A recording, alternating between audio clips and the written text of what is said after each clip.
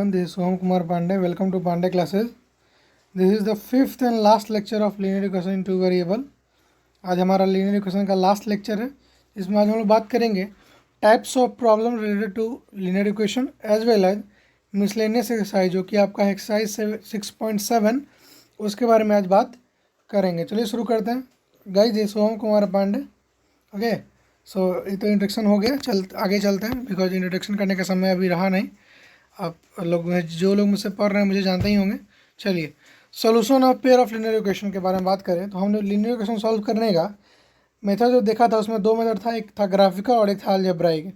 Graphical method हमने पढ़ रखा था, फिर अलजेब्राइक मेथड में जब आगे गया तो हमने पढ़ा उसमें सब्स्टिट्यूशन मेथड, फिर पढ़ा एलिमिनेशन, फिर पढ़ा क्रॉस मल्टीप्लिकेशन, और लास्ट लेक्चर हमने पढ़ा था इक्वेशन रिड्यूसिबल फॉर्म। पढ़ा था ना, जो वहाँ पे रहता था 1/x को p मान लेते थे, ऐसा वाला पढ़े थे हम लोग। चलिए, तो आज हम लोग बात जो करना है वो है डिफरेंट टाइप्स ऑफ प्रॉब्लम के बारे में। तो स्टार्ट करते हैं। पहला क्वेश्चन जैसे दिया रहेगा, अगर आपको जैसे 2015 में आया था कि solve graphically the following pair of linear equation. दो इक्वेशन दिया हुआ है, इसको ग्राफिकली सॉल्व करना है। इसके लिए अब क्या करते थे, कुछ याद है क्या? तो हमने फर्स्ट एक्सरसाइज यहीं पढ़ रखा था कि हमने फर्स्ट इक्वेशन जो होता है हमारा, और ये हमारा सेकेंड इक्वेशन है, हमने फर्स्ट इक्वेशन से y का वैल्यू निकाल लिया। y कितना हो जाएगा यहाँ से देखिए तो इट इज़ हो जाएगा आपको यहाँ से y को इधर भेज दिए, क्या हो जाएगा y is equal to 2x + 3, और इस इक्वेशन में से y कितना हो जाएगा, y is equal to 3x + 1/5। फिर क्या करते थे हम लोग, x का वैल्यू को जो मन करता था डालते थे, वहाँ से हमको y का वैल्यू मिलता था।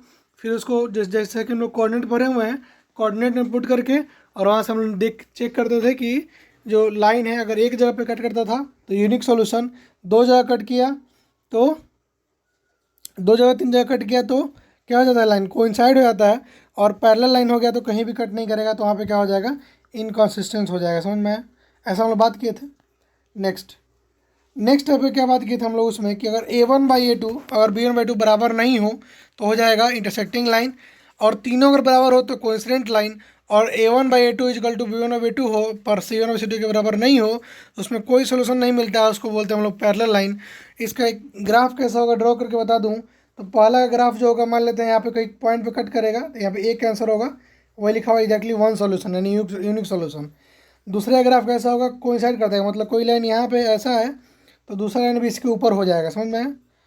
और पहला लाइन में क्या हो जाएगा, पहला लाइन ऐसे है तो दूसरा लाइन ऐसे हो जाएगा, मतलब कोई भी लाइन मीट कभी नहीं करेगा। जब मीट नहीं करेगा तो नो सोल्यूशन, पूरा के पूरा मीट करेगा तो इन्फिनेटली मेनी सोल्यूशन, और सिर्फ एक जगह पे कट करेगा तो एक सोल्यूशन। इसमें बोलेंगे सिस्टम क्या है, कंसिस्टेंट है, इसमें डिपेंडेंट है लेकिन इसमें इनकंसिस्टेंट है, ऐसा बोला जाएगा। इसके बारे में पढ़ लिए थे। क्वेश्चन पूछा जाएगा कि ग्राफिकली चेक करें कि whether the pair of linear equation 4x - y - 8 = 0 and 2x - 3y + 6 = 0 is a consistent or not। Graphically आपको चेक करना है तो आप क्या करिएगा, यहाँ से आप y की वैल्यू निकालिएगा जो कि हो जाएगा आपको 4x - 8 हो जाएगा, और यहाँ पे जो y की वैल्यू निकालिएगा तो यू विल गेट 2x + 6/3। समझ में आया? आप ऐसा वैल्यू निकालिएगा, फिर आप दोनों का वैल्यू कुछ कोऑर्डिनेट लेके ग्राफ ड्रॉ करिएगा। ग्राफ ड्रॉ करने के बाद देखेंगे कि अगर जो है, अगर एक पॉइंट पे लाई कर रहा है तब, या फिर लाइन उसी पे लाई कर रहा है तब, दोनों सिचुएशन में हम लोग बोल देंगे कि क्या लाइन कॉन्सिस्टेंट है। बिकॉज इनकॉन्सिस्टेंट कब होता है, जब a1/a2 = b1/b2 not equal to c1/c2 आता है, तभी लाइन होता है इनकॉन्सिस्टेंट, नहीं तो उसके अलावा जितने भी होता है सब में कॉन्सिस्टेंट होता है। समझ में? चलिए नेक्स्ट, उसके बाद हम लोग बात किए थे सब्स्टिट्यूशन मेथड का। इसमें क्या करना होता था कि वैसे मान लीजिए क्वेश्चन दिया हुआ है कि x + 8y = 19 and 2x + 11y = 28। इस इक्वेशन में क्या करते थे, सब्स्टिट्यूशन मतलब क्या होता है, सब्स्टिट्यूट करना, यानी किसी एक को दूसरे में डाल देना। तो यहाँ से इसमें से x का वैल्यू निकाल करके, इस फर्स्ट इक्वेशन में से x या y किसी का वैल्यू निकाल करके दूसरे में डाल करके दूसरे का वैल्यू निकालना है, इसको बोलते हैं हम लोग सब्स्टिट्यूशन मेथड। जैसे कि यहाँ पे x निकाल लें तो x कितना हो जाएगा, 19 - 8y। ठीक, अब अगर 19 - 8y को यहाँ पे पुट करें इस इक्वेशन में तो we will get our answer. देखिए कि x कितना आ गया, 19 - 8y आ गया, और जो दूसरा इक्वेशन था 2x + 11y = 28, उस x की जगह पे क्या लिख दिया हम लोग 19 minus 8y, we will get y is equal to 2 and when we get y is equal to 2 putting in equation x we will get x is equal to 19 minus 18 into 2 that is minus sorry जो y की value मिलेगा क्या करेंगे उस y की value को 8 वो डाल देंगे इक्वेशन में and we will get x also. यहाँ पे 2 का वैल्यू डाल y की वैल्यू 2 डाल देंगे तो क्या मिलेगा हमें x कितना मिल जाएगा 3 मिल जाएगा। 19 माइनस 8 या 16 इजिकल टू 3 मिल जाएगा। समझ में आया। सब्स्टिट्यूशन मेथड में क्या करते हैं, किसी एक इक्वेशन से किसी एक सी या y की वैल्यू निकाल करके दूसरे इक्वेशन में पुट कर देते हैं, वहाँ से जो माने हुए थे उसके अपोजिट वाला का वैल्यू मिल जाता है, फिर उसको वैल्यू को उसमें डाल करके वी विल गेट आवर जो अज्यूम किए थे जो वैल्यू उसको हमें मिल जाता है हमारे पास। समझ में आया। फिर हम लोग बात किए थे एलिमिनेशन मेथड, उसमें क्या बात किए थे देखिए। एलिमिनेशन मेथड में क्या था कि जैसे हम लोग वैल्यू निकाल के उसमें सब्स्टिट्यूट करते थे, इसमें वैसा नहीं करते हैं। जैसे कि आपको क्वेश्चन दिख रहा हो, मैं अगर समझाऊँ इसमें तो क्वेश्चन क्या कर रहा है इसमें आप समझिए। इसमें क्या करेंगे हम लोग, जैसे कि x plus b y is equal to क्या लिख सकते हैं हम लोग, ए माइनस बी लिख सकते हैं पहला इक्वेशन से। चेक करके बताइए, बी हो जाएगा तो माइनस बी और माइनस ए हो जाएगा तो प्लस ए हो जाएगा। तो पहला इक्वेशन ये हो गया। अच्छा, अब दूसरा इक्वेशन की बात करें, दूसरा देखिए, दूसरा क्या लिख सकते हैं हम लोग, लिख सकते हैं क्या b x minus a y is equal to a plus b लिख सकते हैं। समझ में आया, कोई कष्ट परेशानी पीड़ा नहीं।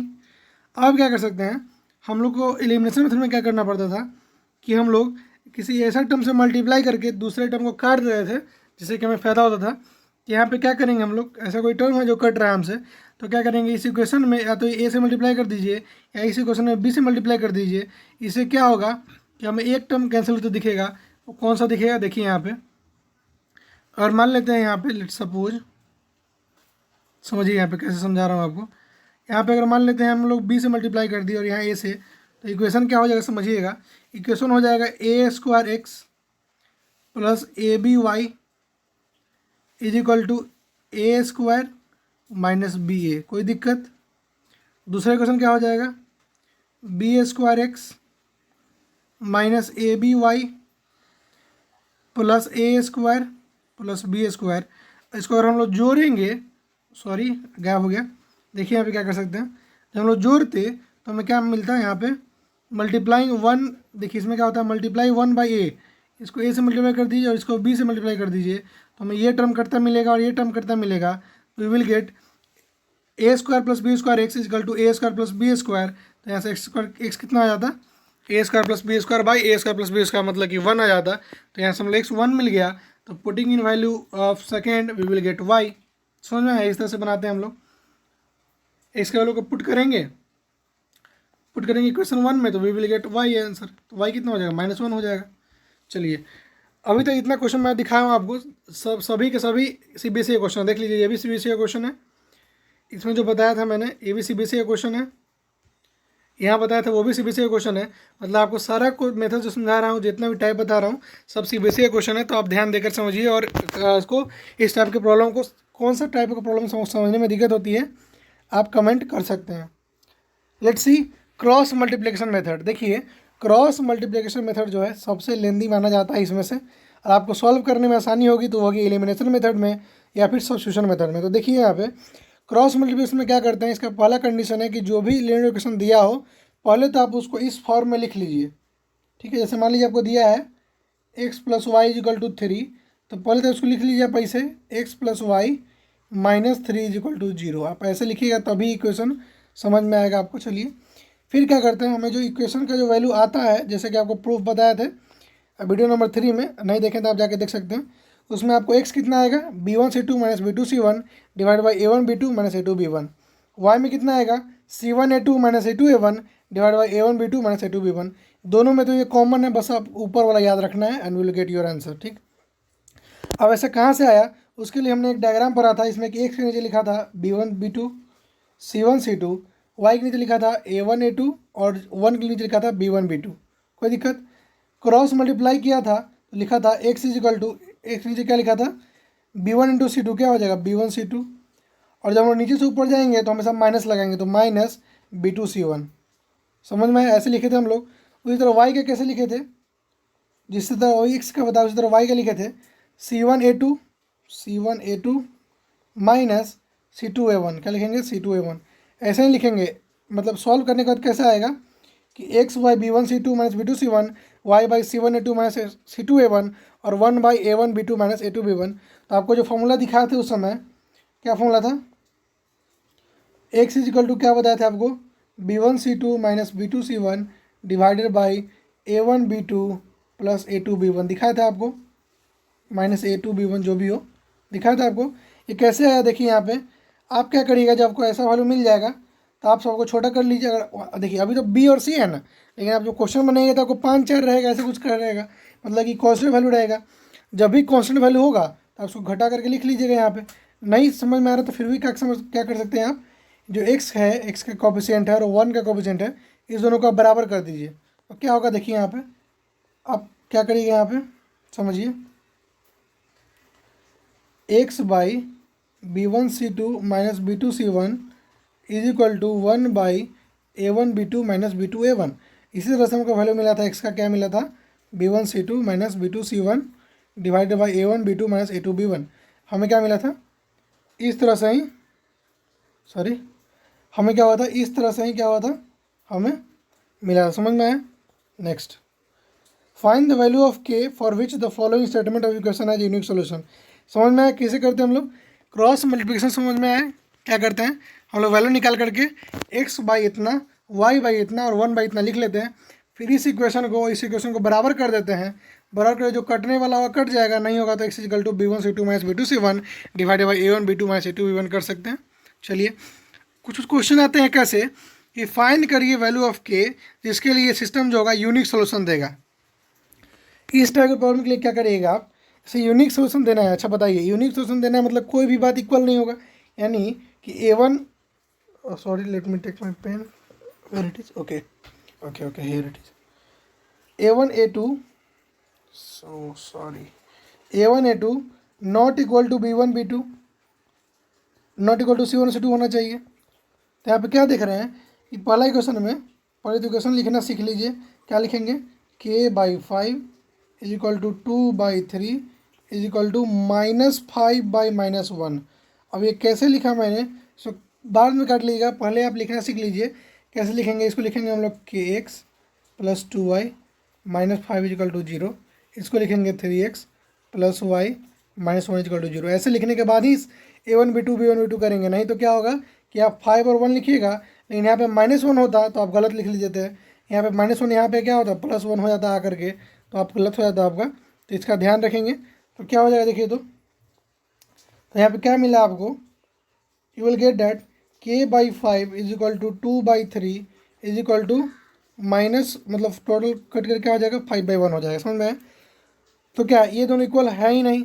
अब इसको देखते हैं करके, तो क्या हो जाएगा, k is equal to 3k is equal to 10, तो k नॉट इक्वल टू 10/3, ठीक है। मतलब यहाँ पे नॉट इक्वल टू होता है ना, मतलब इक्वल नहीं होना चाहिए। तो आप 10/3 छोड़ करके कोई भी वैल्यू डालिए, आपको गलत आंसर नहीं, मतलब कि यूनिक सोल्यूशन नहीं मिलेगा। समझ में आया। Next, find the value of k for which the following system equation है नो सोल्यूशन। कोई भी सोल्यूशन इसके लिए नहीं है। आप क्या कर सकते हैं इसके लिए, जैसे कोई सोल्यूशन नहीं है, मतलब कि लाइन क्या होगा, पैरेलल हो जाएगा। पैरेलल में कंडीशन क्या होता है कि A1/A2 is equal to B1/B2 होता है ना।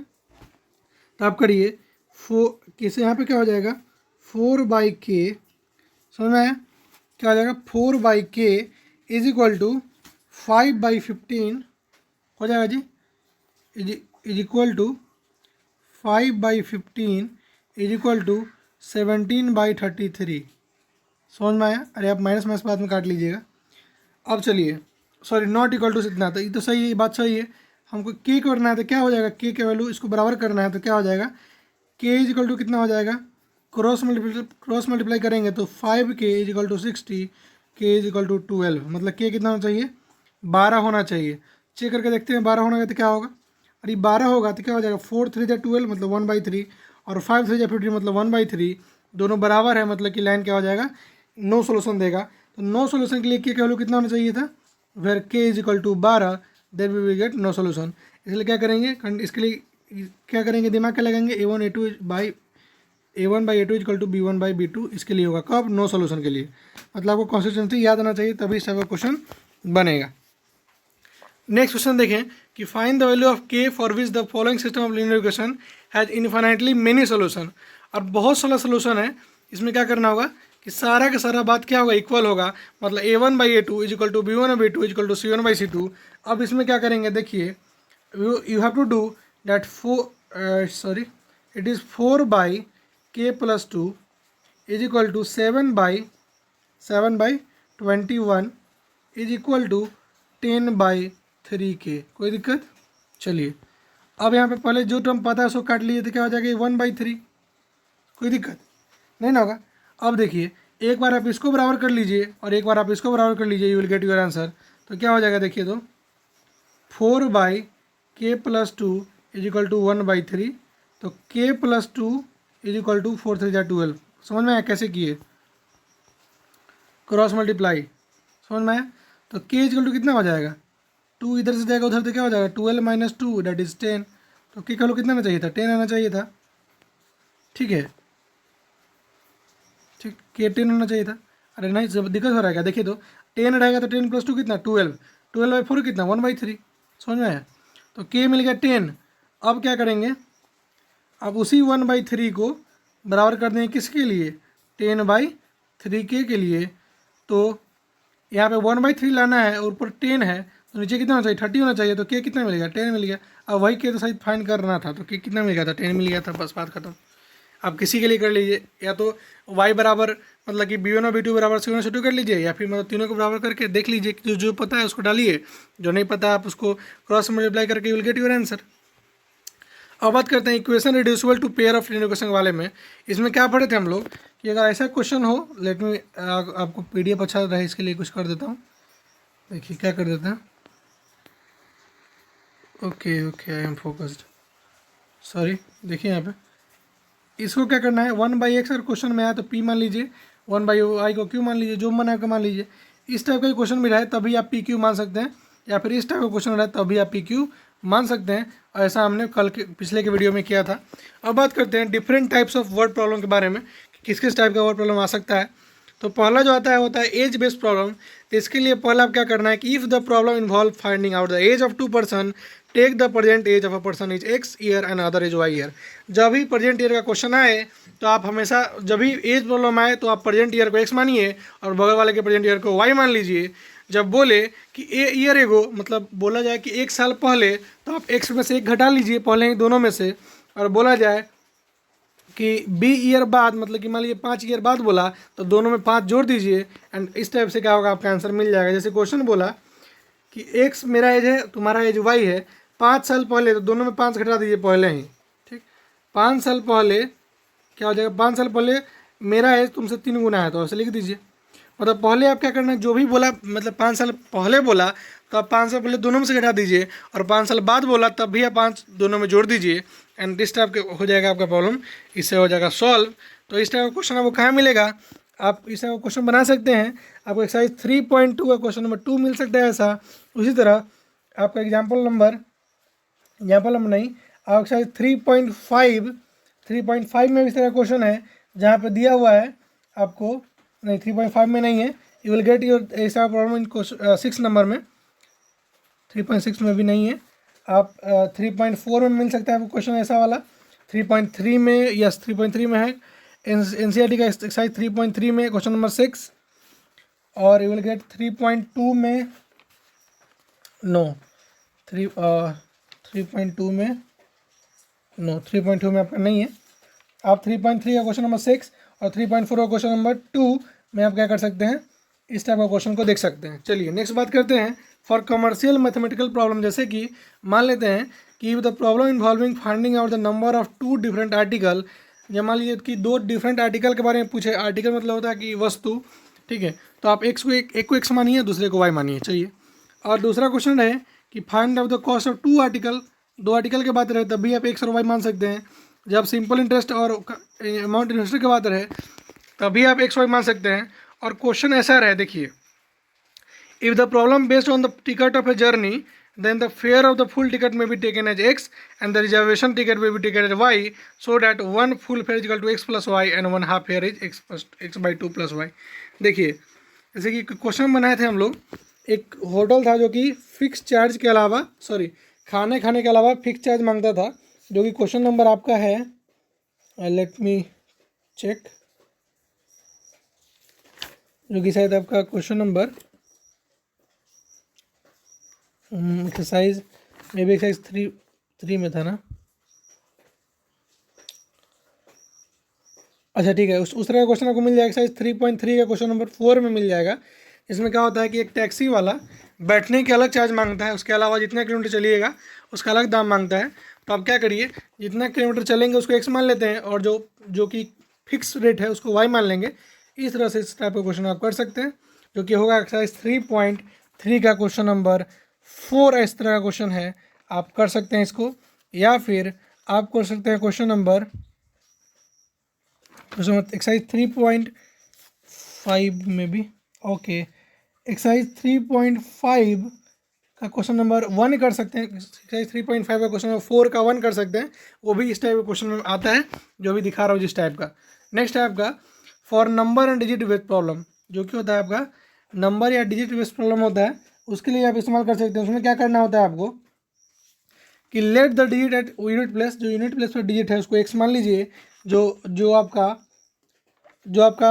टेंस प्लेस पर उसको वाई मान लीजिए, तो वो क्या हो जाएगा 10y प्लस एक्स की तरह आप किसी को कर सकते हैं सॉल्व, तभी आपका होगा ये क्वेश्चन सॉल्व हो पाएगा इस तरह का क्वेश्चन। ठीक है, इसमें क्या करेंगे, और जब बोलेगा कि हाँ डिजिट को इंटरचेंज कर दिया गया है, तो आप क्या करिए, तो आप यूनिट प्लेस को y मान लीजिएगा और 10 प्लेस को x हो जाएगा, तो उसमें क्या हो जाएगा 10x प्लस y हो जाएगा।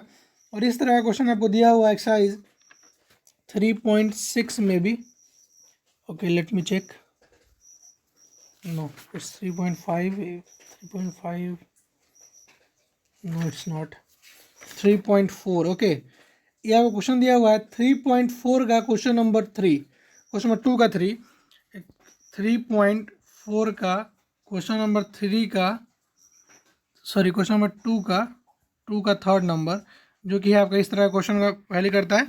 आप वहाँ इस तरह क्वेश्चन को सॉल्व कर सकते हैं, मैंने इसको करा भी रखा है अपने वीडियो में, आप वहाँ से देख सकते हैं।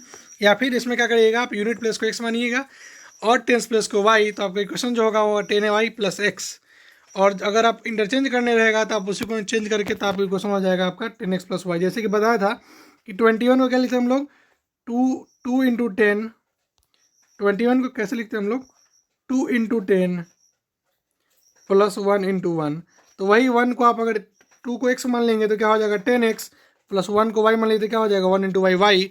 इस तरह से आपको बनाना होता है। फोर्थ होता है फ्रैक्शन बेस्ड प्रॉब्लम, जो कि आपके एक्सरसाइज में हमेशा रहता है।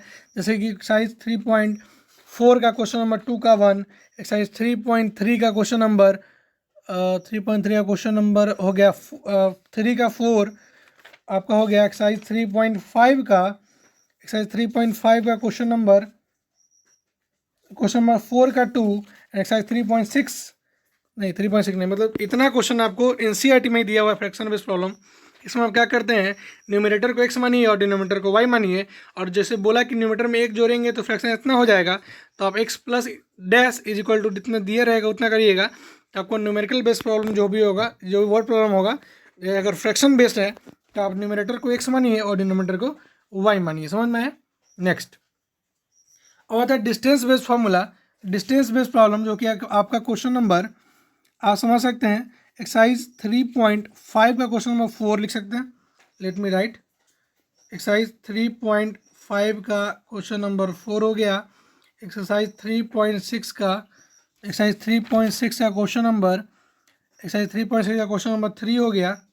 ये सब क्या है, स्पीड बेस्ड प्रॉब्लम है। इसमें क्या करना होता है आपको बस पता होना चाहिए, जो कि आप 9th में पढ़े हैं मोशन, जिसमें कि पढ़ाया गया आपको कि speed is equal to distance by time, distance is equal to speed into time. और आप इसमें कंफ्यूज रहते हैं तो आपके लिए ट्रिक क्या है, आप यह इस्तेमाल रखिएगा। आप ऐसे जानते होंगे क्या, s is equal to u t plus half it उसका जानते हैं, तो आप हाफ इट से भूल जाइए, बस इतना याद रखिए s is equal to u t, जहाँ पे एस क्या होता है डिस्प्लेसमेंट होता है, यू क्या होता है वेलोसिटी होता है, और टी क्या होता है टाइम होता है। ठीक, इसको आप स्पीड बोल देते हैं। ठीक है, कोई दिक्कत नहीं है इसमें, डायरेक्शन लेस होगा तो स्पीड भी बोल सकते हैं, कोई दिक्कत नहीं इसमें। अब क्या कर सकते हैं, s equal to u t जो होता है, यहाँ पे यू क्या होता है, और मान लीजिए आपको स्पीड निकालना है तो स्पीड क्या होता है यू, तो यू क्या लिख सकते हैं हम लोग एस बाई टी, और एस क्या होता है डिस्टेंस बाई टाइम। आपको डिस्टेंस लिखना है तो एस क्या होता है यू इंटू टी, मतलब स्पीड इंटू टाइम। टाइम पता करना तो क्या होता है डिस्टेंस बाई अप स्पीड होता है एस बाई यू। इस तरह से हमने तो, मुझे तो याद नहीं रहता तो हमने ऐसे ही याद रखा है। चलिए, इसमें एक और प्रॉब्लम है अप स्ट्रीम और डाउन स्ट्रीम प्रॉब्लम, जो कि आपका एक्सरसाइज 3.6 का क्वेश्चन नंबर 2 का 1, जो कि काफ़ी इंपॉर्टेंट क्वेश्चन माना जाता है। वो क्वेश्चन जो है स्ट्रीम वाला पे क्वेश्चन अप्लाई किया गया। एक्सरसाइज 3.6 क्वेश्चन नंबर 2 का 1 जो है आपका डाउन स्ट्रीम अप स्ट्रीम का प्रॉब्लम है। तो जब भी डाउन स्ट्रीम का बात रहेगा तो आप लिखिएगा x प्लस वाई, और जब भी अप स्ट्रीम का बात रहेगा तो लिखिएगा आप x माइनस वाई। ऐसा क्यों करेंगे, देखिए समझिए ज़रा। डाउन स्ट्रीम मतलब होता है धारा के साथ, यानी कि मान लीजिए कि रिवर इधर बह रही है और आप इधर चल रहे हैं। लेट मान लीजिए, यहाँ पे समझिए, यहाँ पे समझिए क्या क्या, कि यहाँ पे मान लीजिए कि ये नदी है जो कि स्टील वाटर में, मतलब काफ़ी शांत है। तो इसका और क्या है, हमारा बोट एक्स पे स्पीड पे है और रिवर की स्पीड कितना है वाई है। तो यहाँ पे क्या हो जाएगा, जब डाउन स्ट्रीम होगा मतलब आप साथ चलिएगा रिवर के, तो क्या हो जाएगा स्पीड एक्स प्लस वाई हो जाएगा। और जब रिवर इधर चल रही है और आप इधर जा रहे हैं, तो आपका रिवर का वाई है और आपका एक्स है, तो क्या हो जाएगा एक्स माइनस वाई हो जाएगा स्पीड। समझ में आ रहा है? तो इस तरह से आप सॉल्व कर सकते हैं। तो जब डाउन स्ट्रीम रहे तो आप एक्स प्लस वाई लगाइए, और जब अप स्ट्रीम रहे तो आप x minus y kilometre per hour लगाइए स्पीड को। टाइम पता होगा आपको, you will find your distance. अब आता है time and work based problem, जो कि आपका एक्सरसाइज 3.6 का क्वेश्चन नंबर 2 का 2 है, जिसे मैं कल बता रहा था और आधा पर छोड़ दिया, बिकॉज उस क्वेश्चन को मुझे अच्छे से समझानी है, इसलिए मैं उस क्वेश्चन को छोड़ दिया था। उसमें क्या था आप समझिए उस क्वेश्चन को। उसमें था क्या कि 2 ओमेन और 5 मेन एक काम को फिनिश करते हैं 4 दिन में, और 3 ओमेन और 6 मेन काम करते हैं फिनिश को 3 दिन में। तो टाइम टेकन बताइए कि 1 ओमेन और 1 मेन कितना दिन में फिनिश करेंगे। इसके लिए आप क्या करिए, जैसे क्वेश्चन दिया हो आपको, इसे समझिए। यहाँ पे क्वेश्चन है, मान लीजिए क्वेश्चन दिया रहा है कि इफ़ अ पर्सन, मतलब एक आदमी एक काम को इन दिन में करता है, ठीक है, तो then he will do 1/n of the work in 1 day. समझिए इसका ट्रिक क्या है इस तरह इस क्वेश्चन सॉल्व करने का, कि एक आदमी किसी काम को इन दिन में करता है तो वो 1/n काम करेगा एक दिन में। समझ में? तो अगर 3% काम कर रहा है तो 3% n काम कर रहा है, तो 1% कितना करेगा 3/n करेगा। अरे 3 × 1, 1% 3 दिन में n काम करता है। समझिए यहाँ पे कैसे समझिएगा, यहाँ पे समझिए। एक पर्सन एक किसी काम को n दिन में करता है, तो इतना काम 1% करेगा एक दिन में। समझ में आए? तो इस तरह क्या कर सकते हैं, मान लीजिए आपको दिया रहा है कि 3 men can do a work in n day, तो वन मैन कितना करेगा काम, कितना करेगा n/3 काम करेगा, या फिर 3/n काम करेगा, कितना करेगा एक दिन में। समझ में आया? इस तरह से आप करिए, जितना भी काम होगा ना, जितना दिन होगा उसको यहाँ पे 1/n वर्क कर दीजिएगा 1 डे में। समझ में आया? उस तरह से आप क्वेश्चन को सॉल्व कर सकते हैं। एक्सरसाइज 3.6 क्वेश्चन नंबर 2 का 2। और अब बात करते हैं for geometry and mensuration based problem. Geometry और मेंसुरेशन बेस्ड प्रॉब्लम जब भी रहे तो आप वहाँ पर क्या इस्तेमाल करिएगा कि सम ऑफ ट्रायंगल कितना होता है 180, in parallelogram sum of adjacent side कितना होता है 180। एक साइक्लिक कोऑर्डिनेटर में क्या होता है sum of opposite angle is 180, and area of rectangle क्या होता है लेंथ इंटू ब्रेथ, और पेरीमीटर ऑफ रेक्टेंगल क्या होता है 2 × l + b। इस तरह से आप क्या कर सकते हैं, इसको सॉल्व कर सकते हैं। Now it's time for exercise 3.7, जो कि है आपका मिसलेनियस एक्सरसाइज। क्या अभी तक जितना टाइप का क्वेश्चन समझ में आया, इतना टाइप का क्वेश्चन आप बना कर देखिएगा, प्रैक्टिस करिएगा, तो मुझे नहीं लगता है कि आपको कोई दिक्कत होगी। जैसे कि ये भी क्या है, एक एज बेस्ड प्रॉब्लम है। इसमें आप क्या करिएगा कि the age of 2 friend Ani and Biju differ by 3 year.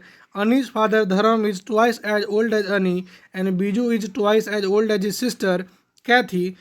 Then age of Kaithi and Dharma different by 30 year, find the age of Ani and Biju. देखिए क्वेश्चन कैसे समझना होता है इसमें, कि let the age of Ani and Biju be x year and y year respectively. तो question कहता है कि x में इसमें दोनों के एज का जो डिफरेंस है वो कितना है 3 ईयर है। तो हमें नहीं पता कि वो +3 है कि -3, तो हम लिख के चलेंगे वो x +-3 लिख के चलेंगे। ठीक, बोलता है कि जो अनी के फादर धर्म है उसका एज कितना है 2 × x ईयर है, और जो बीजू की सिस्टर है वो कितना है y/2 ईयर है, मतलब उसका आधा एज है तो y/2 ईयर मान लिए। क्वेश्चन कहता है कि 2 × x, ठीक है, यानी दो गुने अनी का ईयर माइनस बीजू के सिस्टर का ईयर इज इक्वल टू 4 गुना अनी का ईयर माइनस बीजू का ईयर इज इक्वल टू 60 दिया हुआ है। क्वेश्चन दिया हुआ आपको समझ में आया? तो आप क्या कर सकते हैं, पहले तो आप x + y + 3 माने हैं, उसका क्या करिए आप, क्या मान लीजिए आप उसको +3 मान लीजिए, तो एक बार +3 के लिए सॉल्व कर लीजिए और एक बार -3 के सॉल्व कर लीजिए एंड गेट योर आंसर। समझ में आया? क्वेश्चन क्या था कि the age of 2 friend Ani and Biju differ by 3 साल। किसी दो दोस्त का जो एज है वो 3 साल डिफर करता है, मतलब x - y जो है, यानी दो दोस्त का जो एज है वो डिफर करता है 3 साल से। तो हमको नहीं पता कि 3 साल बड़ा है कि छोटा, था +-3 मान लिए। दूसरा क्वेश्चन बोलता है कि उसी दोस्त में जो अनी है उसके पापा जो धर्म है वो 2 गुना एज है अनी के, तो जो अनी के पापा हैं वो कितना है 2x है, ठीक। और जो Biju is twice as old है सिस्टर कैथी, बीजू जो है ट्वाइस 2 गुनी है अपने सिस्टर कैथी के, ठीक है। Then the age of Kaithi and Dharam differ by 30, तो कैथी का जो एज है यानी कि 2x - y/2 जो है वो कितना है 30 है। समझ में आया? बोला जाता है कि find the age of x and y, मतलब अनी एंड बीजू का एज पता करिए। तो आपको यहाँ से क्या मिल गया, यहाँ से आप इस इक्वेशन को एक क्वेश्चन हो गया, एक क्वेश्चन हो गया, 2 क्वेश्चन मिल गया। तो आप क्या करिएगा, एक बार केस 1 लेकर के, केस 1 में आप एक बार +3 लेकर के इसको सॉल्व कर लीजिएगा। एक बार केस 2 में क्या करिएगा आप -3 लेकर के दोनों क्वेश्चन सॉल्व कर लीजिएगा। और आपको पता है कि जब भी हमें इस टाइप का क्वेश्चन दिया रहता है इस टाइप का, तो अब कैसे सॉल्व करते हैं, एलसीएम ले लेते हैं। एलसीएम क्या हो जाएगा इसका, एलसीएम हो जाएगा 4x - y = 60। और आपको दूसरा क्वेश्चन है x - y + -3। एक बार अगर प्लस माने तो इसको छोड़ दीजिए, तो क्या हो जाएगा, माइनस प्लस माइनस कट गया, कितना हो जाएगा 3x = 57, x = 19। एंड जब आप इसको -3 मानिएगा तो क्या हो जाएगा, देखिए यहाँ पे, if you take -3, let me show, और आप इसे -3 मानते हैं, x = -3 मानते हैं, तो क्या हो जाएगा, ये प्लस ये माइनस, ये कट जाएगा, तो क्या हो जाएगा 3x = 63 एंड गेट x = 21। समझ में आया? तो आपको पिल मिल गया जो भी वैल्यू आपको चाहिए था, एंड दैट्स इट। समझ में आया? चलिए आगे चलते हैं। दूसरा क्वेश्चन कहता है कि वन सेज, एक किसी ने कहा कि give me 100 friend I will shall then become twice as rich as you. अगर तू मुझे 100 रुपये देता है तो मैं तुमसे 2 गुना हो जाऊंगा। And the other replies, if you give me 10, अगर तुम मुझे 10 रुपये देते हो तो I will be 6 time as rich as you, तो मैं तुमसे 6 गुना हो जाऊंगा। इस टाइप का क्वेश्चन अगर आपको मिले, देखिए इस क्वेश्चन को कितना महत्व है, बिकॉज इस क्वेश्चन को कहाँ से उठाया गया है, बीज गणित, जो भास्कर का बीज गणित आता है उससे उठाया गया इस क्वेश्चन को। इसमें क्या कहता है कि अगर तू मुझे, ठीक है, अगर तू मुझे 100 रुपये देता है, मतलब मेरे पास मान लीजिए उसके पास y रुपीज़ है और वो तुझे 100 रुपये देता है, तो वो क्या हो जाएगा, तुमसे 2 गुना हो जाएगा। ठीक है, क्या करना है यहाँ पे, देखिए यहाँ पे, one says give me 100 friend I shall then become twice as rich as you. ठीक है, तो देखिए x + 100, मतलब आप उसको 100 रुपये दीजिएगा तो ये मुनाफा में हो जाएगा और आपका क्या हो जाएगा, 100 रुपये घट जाएगा। तो बोलता है कि अगर तू मुझे 100 रुपये दे देगा, सॉरी उप्स, क्या बोलता है कि अगर तू मुझे 100 रुपये दे देगा तो क्या हो जाएगा, ये x + 100 हो जाएगा, और उस बेचारे का कितना हो जाएगा, 100 रुपये घटा चला जाएगा, तो क्या हो जाएगा y - 100, तो मैं तुमसे 2 गुना हो जाऊंगा। समझ में, 2 गुना हो जाऊंगा। तो ये बोलता है कि अगर तू मुझे 10 रुपये देता है, अगर तू मुझे 10 रुपये देगा तो मैं 10 रुपये ज़्यादा हो जाऊंगा मेरे पास, तो मैं तुमसे 6 गुना ज़्यादा हो जाऊंगा। तो पहला क्वेश्चन ये हो गया, दूसरा क्वेश्चन ये हो गया। अब दोनों को सॉल्व करके आप आंसर निकाल सकते हैं एंड आप मुझे बता सकते हैं कि आंसर कितना है। और थर्ड क्वेश्चन इस समय क्या है, देखिएगा कि a train cover a certain distance at a uniform speed. If the train would have been 10 km faster, it would have taken 2 hours less than scheduled time. And if a train was slower than 10 km, it would have taken 3 hours more than scheduled time. Find the distance covered by the train. तो मान लेते हैं कि जिसका जो actual speed है वो x है और जो एक्चुअल टाइम है वो y है, तो डिस्टेंस कितना चल जाएगा, x × y चल जाएगा, मतलब स्पीड में टाइम होता है। ठीक है, तो अगर बोला जाता है कि अगर स्पीड एक्स है और टाइम वाई है तो डिस्टेंस कितना हो जाएगा, एक्स वाई हो जाएगा। तो बोलता है कि अगर स्पीड 10 टाइम बढ़ा दिया जाता है, 10 किलोमीटर प्रति आवर बढ़ा देते हैं, तो मेरा जो टाइम लगेगा कितना, 2 घंटा कम लगेगा। और दूसरा क्वेश्चन क्या बोलता है कि अगर 10 घंटा कम 10 किलोमीटर पर आवर स्पीड कम कर देता हूँ तो उसे 3 घंटा ज़्यादा लगेगा। तो आप क्या कर सकते हैं, इस तरह से आपको 2 इक्वेशन मिल गया, आप दोनों क्वेश्चन को सॉल्व करिए and find the value of x and y. That's it. समझ में है कितना आसान है, बस आपको खाली बस आइडेंटिफाई करना है कि क्या करना था। ठीक, तो हमने 3 बता दिया। Question number 4, question number 6, question number 7 आपका होमवर्क रहेगा। क्वेश्चन नंबर 5 और 7 मैं फिर बताता हूँ, चलिए देखते हैं। क्वेश्चन नंबर 5 क्या कहता है कि एक ट्रेंगल ए बी सी है जहाँ जिसका एंगल सी जो है वो 3 है और एंगल बी जो है 2 times angle A plus B है। तो फाइंड द 3 एंगल, तो तीनों एंगल के बारे में बताना है। तो मुझे क्या दिया हुआ है कि एंगल सी जो है वो 3 टाइम्स एंगल बी है और एंगल सी जो है वो 2 time angle A plus B है। हमें पता है कि angle A plus B plus C 180 degree होता है। तो यहाँ पे एंगल ए प्लस बी लिख दिए और सी के जगह पे क्या लिख देंगे हम लोग, 2 टाइम्स, ये लिख सकते हैं हम लोग 2 times angle A plus B. Total क्या हो जाएगा, ये टोटल क्या हो जाएगा 2a प्लस बी, और ये क्या हो जाएगा प्लस ए प्लस बी, कितना हो जाएगा 3a plus 3b equal to 180 degree. हमें पता है कि 3b कितना है, 3 एंगल बी क्या है, सी है। तो लिख सकते हैं हम लोग इसको क्या लिख सकते हैं हम लोग, अच्छा यहाँ पर 3 से क्या कर दिया है, कट कर दिया, 3 से 3 कटा, यहाँ पे कितना हो जाएगा 60 हो जाएगा। तो a प्लस बी कितना आ गया 60 हो गया। और हमें पता है कि a plus B plus C 180 होता है। तो एंगल सी कितना हो जाएगा 120 हो जाएगा। और एंगल सी कितना था 3b था, तो एंगल बी कितना हो जाएगा 40 हो जाएगा। नहीं समझ में आया, नहीं समझ में आया। Angle A plus angle B 60 निकल गया। हमें टोटल पता है 180 होता है, तो एंगल सी कितना हो जाएगा 120, जो बचा रह जाएगा वही। और एंगल सी क्या पता है, ये क्या है 3 एंगल बी है और 3 एंगल बी 120 है, तो एंगल बी कितना 40 हो जाएगा। एंगल बी जब 40 हो जाए तो एंगल ए कितना 20 हो जाएगा। मतलब जो एंगल है वो किस प्रकार है, 20 डिग्री, 40 डिग्री एंड 120 डिग्री, इस टाइप का कोई एंगल है ट्रेंगल में। समझ में आया? चलिए आगे चलते हैं। क्वेश्चन 8 की बात करें। क्वेश्चन 8 देखिए, 8 कहता है कि A B C D is a cyclic quadrilateral. A B C D क्या एक साइक्लिक क्वाड्रिलेटरल है। तो वही बताया था, जब साइक्लिक क्वाड्रिलेटरल होता है तो इसका जो एडजेसेंट साइड होता है उसका जो सम होता है वो क्या होता है 180 डिग्री के बराबर होता है। मतलब इसका और इसका सम 180, इसका और इसका सम 180। तो आप लिख सकते हैं यहाँ से 2 इक्वेशन, क्या तो इक्वेशन क्या लिख सकते हैं हम लोग कि 3y minus 5 plus minus 7y minus x is equal to 180 and 4y plus 20 minus 4x is equal to 180 and therefore you can solve your question and you'll get your answer, that is x is equal to angle A is equal to 120, angle B is equal to 70 and angle C is equal to 60 and angle D is equal to 110। तो अभी तक मैंने सारा question आपका NCERT करवा दिया। कुछ कुछ क्वेश्चन आपको होमवर्क में दिया हुआ है जो कि आप इसको सॉल्व करिएगा, जो कि आसान भी है। और इसका सारा टाइप का प्रॉब्लम आपको समझा दिया गया कि प्रॉब्लम किस किस बेसिस पे हो सकते हैं और कैसे कैसे हो सकते हैं। सो वी डिड इट, हमने कर दिखाया, हमने इस चैप्टर को फिनिश कर दिया। देन व्हाट नेक्स्ट, आगे क्या। हमने अभी तक ray optics, human eye, chemical reaction, life process, trigonometry, height and distance, power sharing, resource development, rise of nationalism in Europe, nationalism in India, coordinate geometry, polynomial अभी तक हमने खत्म कर देखा है। And we have cover 13 chapter जो कि आपके सिलेबस का 28% होता है। कितना होता है 28% सिलेबस हमने कवर कर रखा है। बाकी बचा हम लोग सिलेबस कवर करेंगे। और जो 28% हमने कवर कर रखा है, अगर आप बताऊँ अगर रियलिटी में, तो 28 नहीं, इसको आप 58 मानिए। बिकॉज रे ऑप्टिक्स अपने आप में बड़ा चैप्टर है, लाइव प्रोसेस अपने आप में बड़ा चैप्टर है, ट्रिग्नोमेट्री अपने आप में बड़ा चैप्टर है, राइज ऑफ नेशनलिज्म यूरोप अपने आप में बड़ा चैप्टर है, नेशनलिज्म इन इंडिया अपने आप में बड़ा चैप्टर है।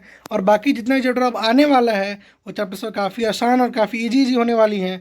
अब हम लोग आगे क्या पढ़ेंगे, आप चाहे तो कमेंट कर सकते हैं, समझ में आया कि आगे हम लोग क्या पढ़ें। तब तक के लिए, अभी तक के लिए bye bye. Thank you so much guys, thank you so much for watching.